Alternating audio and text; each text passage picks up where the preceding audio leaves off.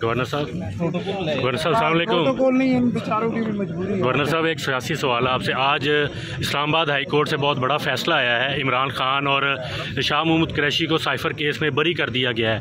आप क्या समझते हैं, अदालतों से इस फैसले के आने के बाद नेशनल सिक्योरिटी को एक खुला रास्ता तो नहीं मिल गया? देखें, अब अदालतों ने जो फैसले किए हैं तो वो तो अदालतें बेहतर समझ सकती हैं, और आप मुझसे उन अदालती फैसलों पे ज़्यादा तबसरा कराएंगे तो मुझे ख़राब नहीं, अभी आप अंदर कह रहे थे एहतसाब सबका होना चाहिए। लेकिन अब वो एहतसाब तो सबका होना चाहिए। मैंने तो वो कहा, उनका नाम भी लिया, एक ओवरऑल बात थी।